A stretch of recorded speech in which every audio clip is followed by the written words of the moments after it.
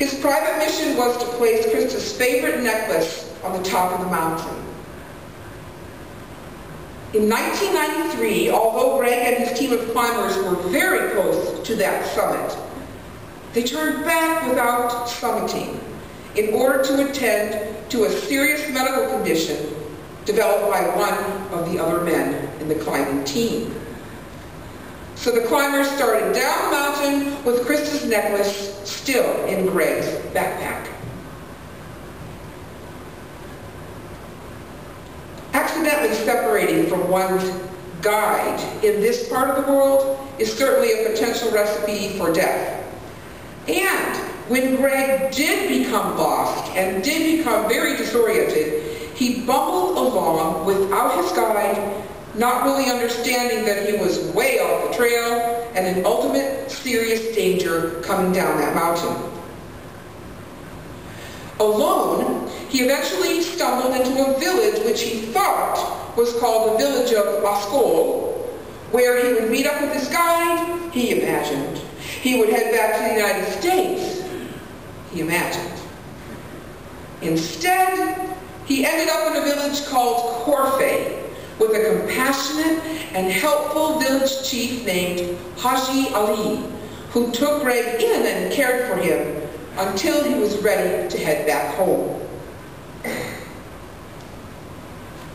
Greg had been on that icy mountainside for many, many weeks, and after recovering finally in Corfe, he decided to humbly help the people of this accidental miracle village. He saw that the village did not have a school, was not able to and did not educate their girls at all, and therefore promised the chief, "I will build a school." Layer upon layer of faith permeate Greg's experience and story. While lost, he simply kept going and believed that he would surmount the odds and eventually just slip right back into his life in California, where he was a nurse. Upon his arrival in Corfe, and in that weakened condition, he quickly realized that by faith demonstrated through the godlike caring of the Corfe people, he would not die, that he would be spared. From 2 Corinthians chapter 5, verse 7, we walk by faith and not by sight. Here are faith and patience exemplified for anyone hearing this story. Greg did return home to the United States. He painstakingly gathered the funds, but not without setback after setback after setback. By and through faith, he sold his vehicle, his climbing gear, books left to him by his father, and took risks in contacting benefactors until he had that first $12,000 to build a school. Now, by now, in 2011, right now, February 2011, Greg has established and supports 171 schools in Pakistan and also in Afghanistan. And I say, all by faith. The village in Pakistan felt from the get-go that Greg was different from the other climbers. They had made promises, but they had never been fulfilled. Greg was different. Personally, I find this modern-day testament to faith invigorating, I find it instructional, and affirming. Like the friends of the paralyzed man in the book of Mark, nothing deterred for long Greg Mortensen's pursuit of his promise to build a school. Temporary setbacks may have slowed the dream of that first school. It did take 3 years to build. He had to build a bridge first to get the supplies to the village so the school could be erected. Yet Greg's faith in God and his ability to be the vehicle to accomplish and fulfill his promise triumphed, and it continues to triumph today.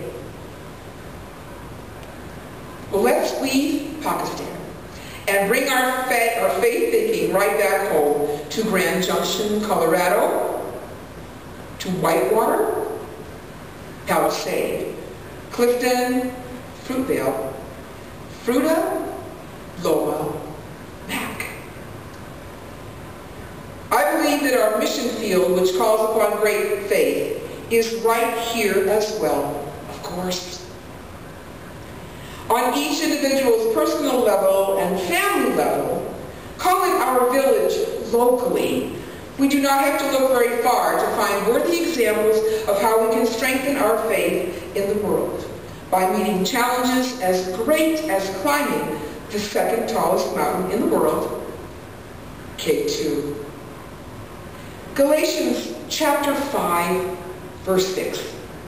The only thing that counts is faith working through love. My day-to-day teaching job is a faith ministry for me with 400 plus children, very significantly impoverished kids, at a school in Mesa County called Clifton Elementary School. Our students are impacted by drug abuse and methamphetamine use and abuse, marginal health care, and homelessness, lack of sufficient nutrition since birth, limited opportunities due to life situations, including the tragedy of parents incarcerated. I get this all the time. My mom's in jail, Mrs. Jokic, but it's no big deal. She gets out soon. I'm afraid to guess the percentage of that 400 who have had parents behind bars for serious and not so serious offenses. The parents are in drug rehab programs. The kids are in temporary family care arrangements.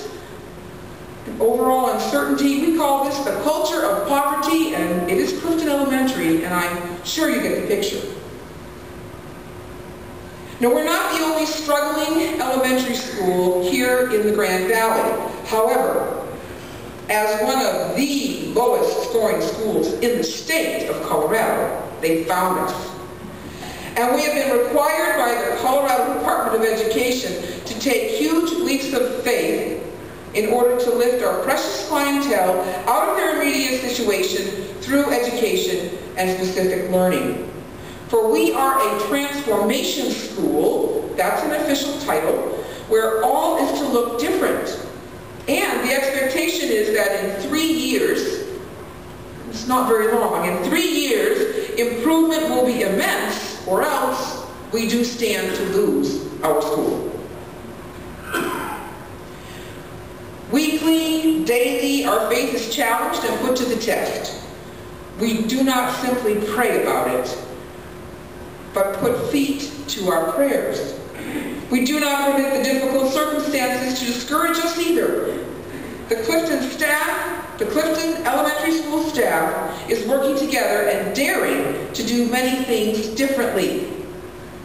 How easy it would be to say, well, there's no sense in trying to help these children. Look at their backgrounds. They've all been in prison. The parents are some. Their homes are atrocious if they have a home. Maybe we can come back tomorrow.